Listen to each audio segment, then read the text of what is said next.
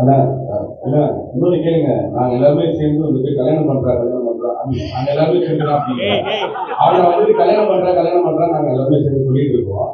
அது வந்துட்டு லவ் மேரேஜா அரேஞ்ச் மேரேஜா அப்படின்றது தெரியல. ஆனா புதுசு புதுசு பேசிட்டு இருக்கான். என்னன்றது மட்டும் கேட்டுருங்க. எனக்கு தெரிஞ்சு நீங்க எழுதுவீங்க நல்லா. லவ் இல்ல சார். இப்ப யதார்த்தமா போட்டேன், பிரதார்த்தமா எடுத்துறாங்க. லவ்லாம் வாய்ப்பு இல்ல சார். இதுக்கே நமக்கு நேரம் சரியா இருக்கு. இல்ல எப்ப கல்யாணம் கேட்கிறேன். எப்ப ஏன்டா அவன் மொய் வைக்க போறீங்க சார்? அவன் ரொம்ப நல்ல பையன் சார். ஆக்சுவலா அவன் போய் thank you so much. RS reality சூப்பரான ஒரு எக்ஸ்போ நடந்துட்டு இருக்கு. சொல்ற அளவுக்கு எனக்கு அறிவு இல்லை சார். மக்கள் சொல்றதை கேட்டுக்கிற அளவு தான் சார் அறிவு இருக்கு. அட்வைஸ் பண்றாலும் அப்படியா இல்லை சார். ப்ரொமோஷனுக்கு எவ்வளவு செலவு பண்ணுறீங்க? என்ன ப்ரொமோஷன்? உங்களுடைய தனிப்பட்ட ப்ரொமோஷனுக்காக எவ்வளவு செலவு பண்ணுறீங்க? உங்க பேஜ்ல நிறைய வந்து நீங்க பண்ணக்கூடிய எழுத்தா நிறைய உபயோகிப்பீங்க. லேக்ஸ் கணக்கில் யூஸ் இருக்கு. அதுக்கு எவ்வளவு செலவு பண்ணுறீங்க ப்ரொமோஷனுக்கு? இல்லை நார்மலா அப்படி நடக்குது? நார்மலா நடக்குது சார். ஆனா படமா சார் பண்றேன் செலவு பண்ணி எல்லாரும் தெரியாது.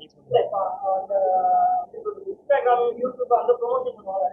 ஓ, வர பிராண்டு சொல்லுங்க. பிராண்ட் அது பிராண்டை பொறுத்து சார்.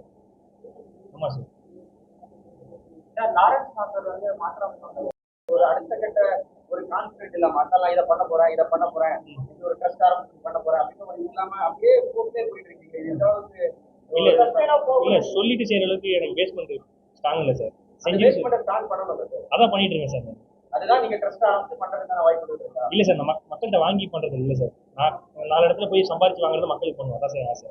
காசு 4 பேரை சேர்த்து பண்றது மேட்டர்ல நான் சம்பாதிக்க சேர்த்து பண்ணுவேன். அவ்வளவுதான் சார். ஏன்னா அதை வாங்கி பண்றதுக்கு நிறைய அவங்க காசை வாங்கி பண்றதுக்கு நான் இருக்கு சார்.